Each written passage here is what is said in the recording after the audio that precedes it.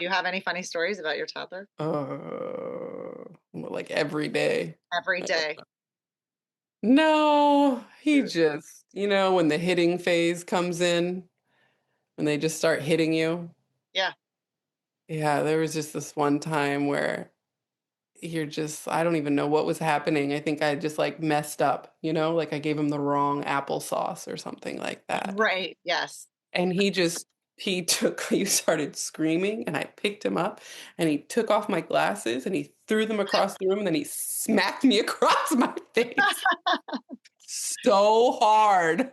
I was just like, oh, jeez. Damn. Harsh Oh, punishment, child. right. Take I off the don't know if glasses that's first. funny or That's not, but it was that's just like, it's like he it just, is. I don't know, he like mobbed me. He was just like, Yeah. I was like, oh, How dare you give Rhythm me the wrong applesauce? applesauce.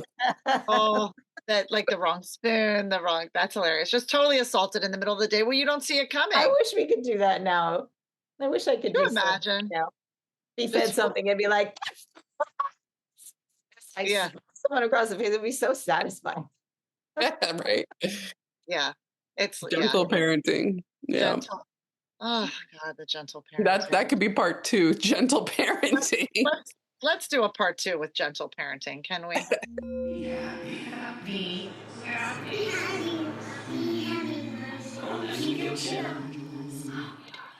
Welcome back to Creative Mamas Unplugged. Today's episode is such a special one. I am thrilled to introduce you to Lauren Cox. Lauren is the Associate Director of Dance at UMass. She is a storyteller, teacher, creative, and artist, and mom of 2 beautiful boys under 3.5 years old. Lauren shares what it was like leaving New York City after a decade, with her first and last gigs on Saturday Night Live, and stepping into a new chapter in Massachusetts just before the world shut down in 2020. A contract signed 1 month before COVID began. Talk about divine timing. We talk about how becoming a mother of 2 has shaped her perspective, and why she practices what she calls radical honesty in both parenting and her artistry. She opens up about maternity leave, making her children her priority in this season of life, and the really real conversation around the cost of daycare and the invisible labor of working motherhood. Lauren also shares how she embraces intergenerational learning, literally bringing her babies into the studio. We also talk about her new film, Dance Mamas, created while she was pregnant with her first child, a beautiful documentation of a sacred season. She reflects on the power of water as ritual and reset. This conversation is about timing, trust, embodiment, and what it means to evolve. Enjoy this conversation with Lauren. We sure did. Let's dive in. This is baby number 2, yes? Yes, baby number 2. And how old? 2 months. In it. Girl. My mom is coming to get him right now. Oh, thanks, Mom. You're welcome. Love you, Mom. Yeah. Passing off the generations. Oh, congratulations. Thank you. Beautiful. The fact that you're even here right now and doing everything that you're doing is remarkable. It's insane. Yeah. Yeah. So, but how old is your other son? Son, right? You have 2 boys? I'm a boy mom. Yeah. He's 3.5. He's 3.5. Yeah. Wow. Yeah, it's crazy. The toddler infant thing is a whole meme pocket on Instagram. It's a whole juggling act. Yeah, it sure is. Oh my gosh. Well, thank you for being here today. Amidst your crazy life. I mean, you have these 2 beautiful babies and you're at UMass, right? I am, yeah. Oh my gosh. And you were just made Associate Director of Dance at UMass, is that right? I was in the fall, yeah, when I was pregnant with him. In the fall. You're like, sure, add on another title. Great. Yes. Fancy thing for more work. Yes. Oh my gosh. Wow. It is so nice to meet you, Lauren. Yeah, so nice to meet you too. Thank you so much for having me on here and for reaching out. I really appreciate it. Well, I've been really you've left New York when did you move to Mass? In 2020.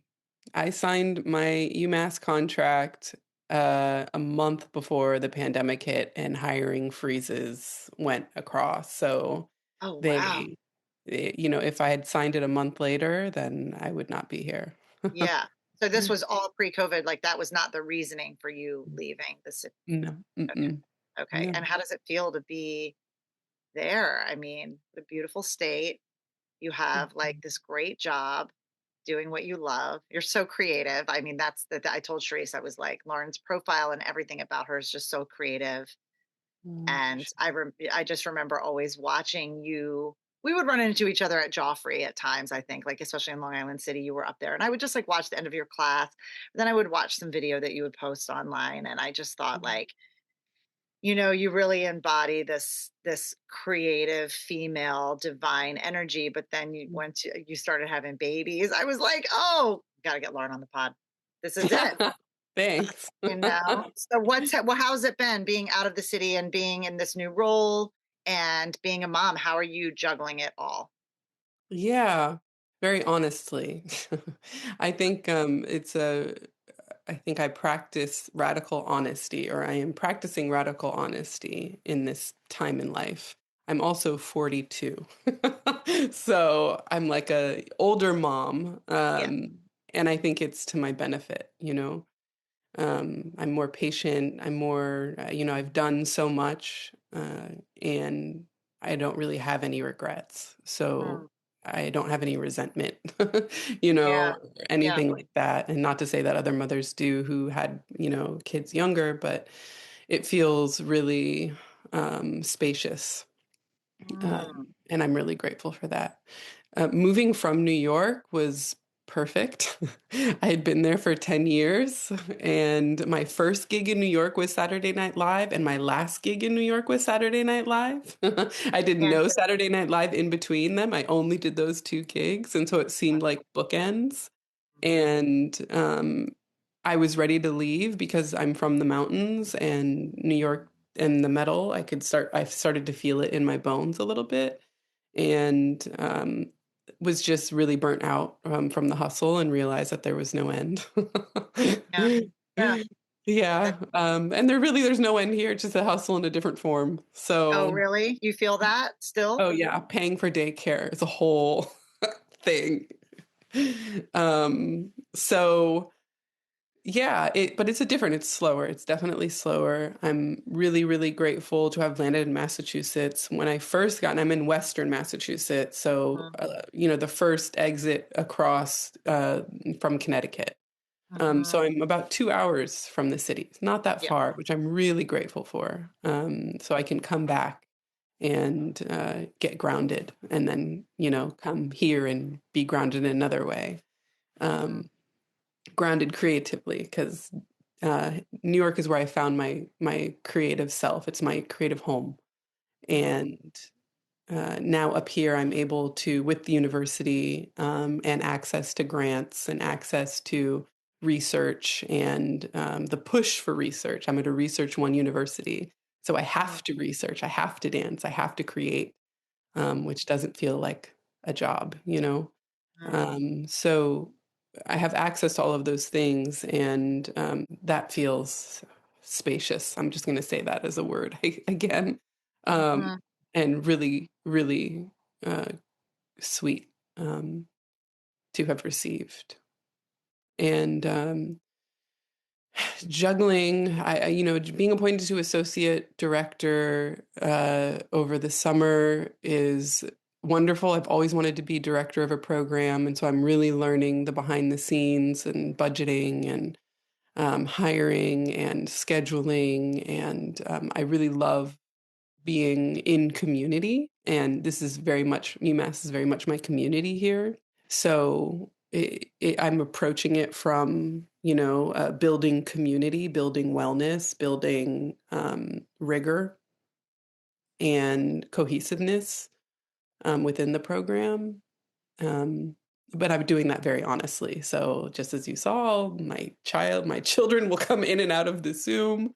Sometimes if I'm on meetings with students, I'm like, look, I'm on maternity leave, and I can't truly step away. So I've given the department the things that I can do, and so I'm working on some projects. And but my kids always come first because I'm on maternity leave, and I can't teach classes past 3 o'clock because I have to go pick them up, and they are going to come into the classroom if they don't have school. And the one thing that's really wonderful is that, African diasporic dance allows for intergenerational learning. And I think it's really important. And Yeah. so, yeah, I'm working on not separating it all so much is the answer to that question. Mhm. But also I'm tired. I'm tired. You're tired. I'm tired. You're tired. I mean, just even from a pedagogy standpoint, like what you're teaching your kids, your students. Yeah. And I think that's amazing that you are bringing that in the classroom, especially on a collegiate level. I mean, it's not, doesn't it feel great to know that you're supported by your place of work and by, the people in the community around you? Because there was a time where that just wasn't happening for women. And we've talked about that all the time. We talk about this all the time on the podcast, which is, whether it be Broadway or industry or higher education, the tables are turning.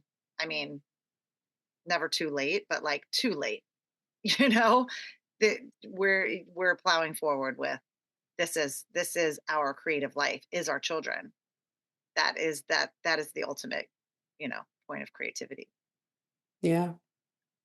Truly. And giving birth, or being, the one to birth, and even not, it's just you have to find a new center every time it happens, and I have to find a new dance. I find a new way of moving every single time that I'm giving birth. This is the last one, but The last kid. yes. I don't want to do it again, but I, it's finding a new dance every single time. And yeah, it is too late. Women, I think we go through so much. My uterus is sewed up Yeah. in many different places, internally and externally. I have stitches everywhere. And,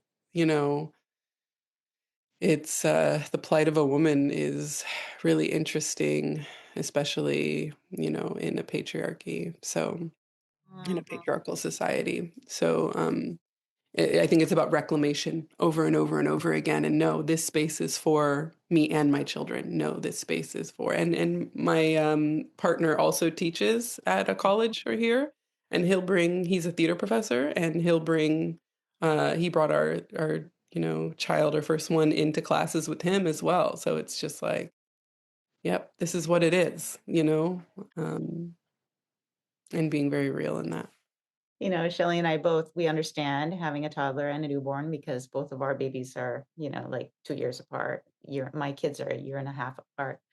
They're older now, but I love that you talk about spaciousness. And I love that you talk about it's a new dance every time, because I feel like even now my girls are 11 and 13, and it's continually a dance. It's like, how do I keep them as, the number one in my life, but also my first love was and always will be Mm.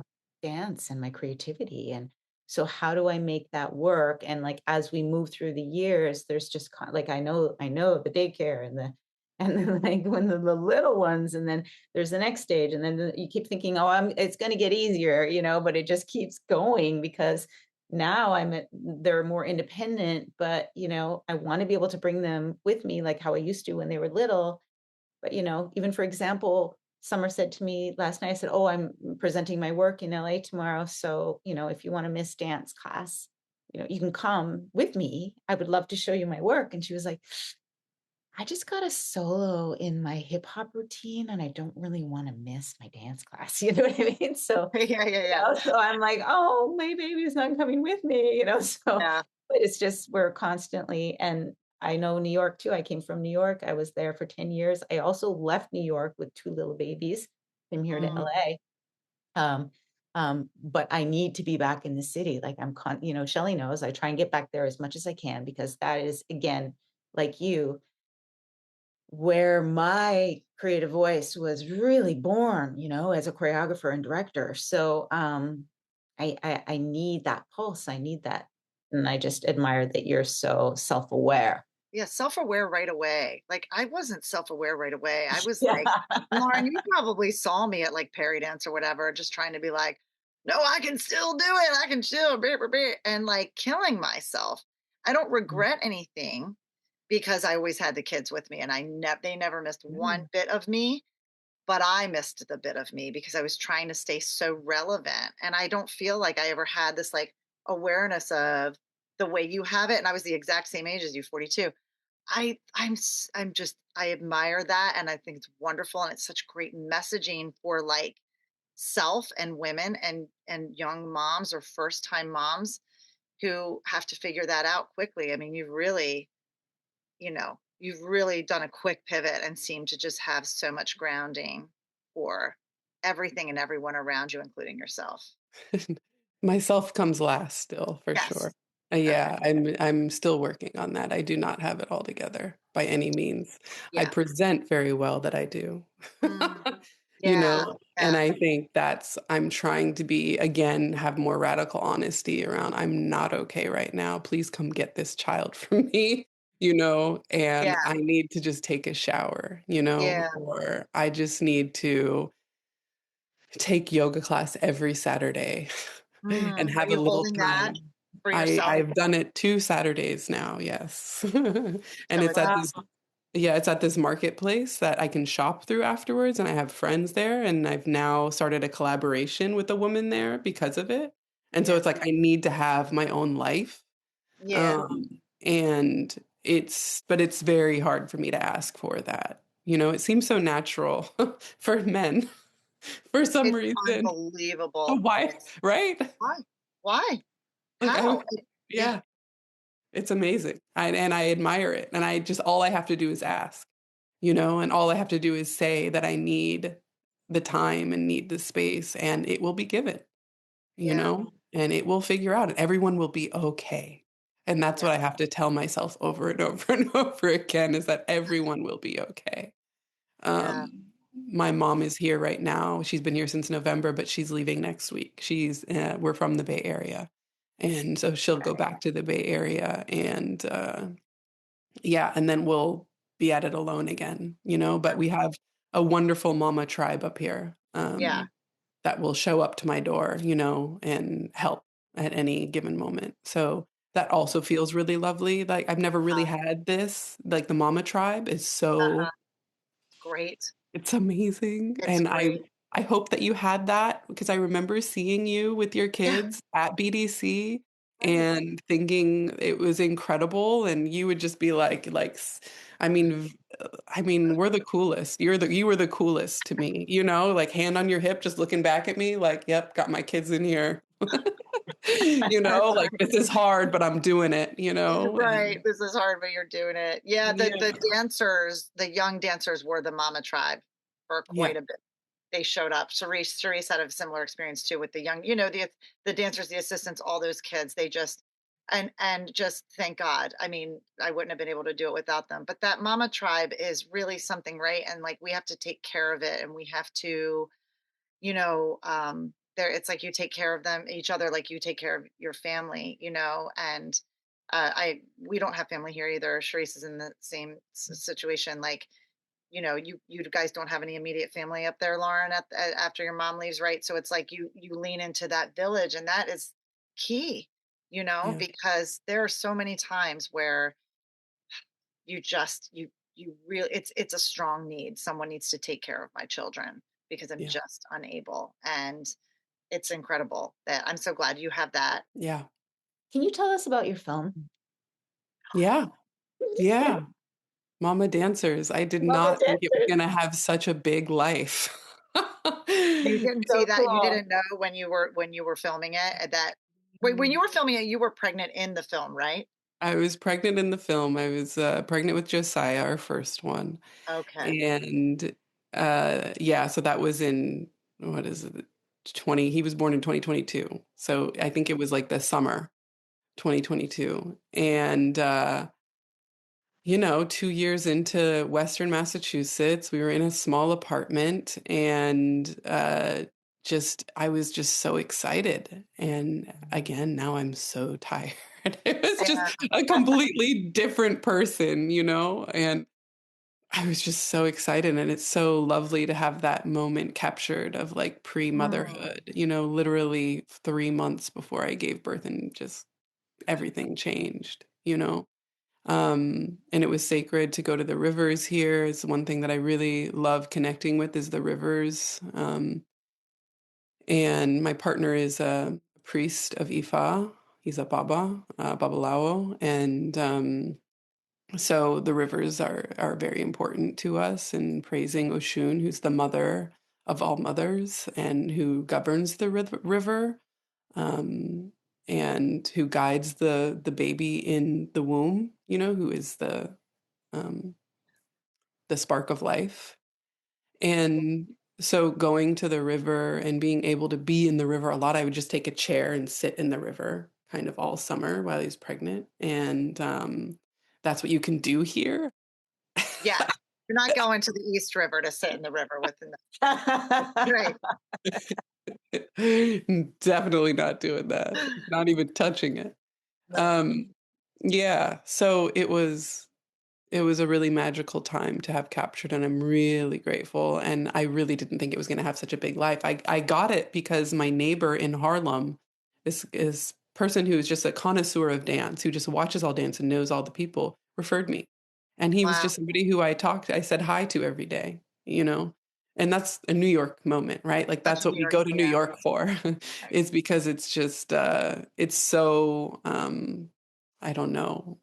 It's so like it's like the river, it's like a current, and just like you never know what's going to happen and where it's going to come from, where your blessings are going to come from. And so I'm so grateful that it's still happening to me from New York. I'm floored. I'm, really grateful to be on this podcast and Mama Dancers. I wasn't even going to post about Mama Dancers. And I was like, I delete Instagram for months at a time. And then eventually I'll surface and post something, and then receiving your message was just another affirmation that this river and current is still flowing. And I think as a mom to like know that is such a lifesaver because this is so hard. Yeah. So to know that the creativity still flows through us is yeah, it's a lifesaver because otherwise, I think of everyone else before I think of myself, you know, and and even my job too. Creative Mamas Unplugged is produced by Breatheasy Productions with music by Jeremy Jurin. If you enjoyed this episode, please don't forget to give my mama 5 stars and keep coming back. Thanks to us kids, there are plenty of stories to tell, and you are not alone. We are inspired by you. Thank you for joining our Creative Mamas community. Support Creative Mamas Unplugged on Patreon to get your name in the credits, receive extra content, and earn some fun prizes. With this, we can keep creating, uplifting, and growing this incredible community together. We love you so much. Applause.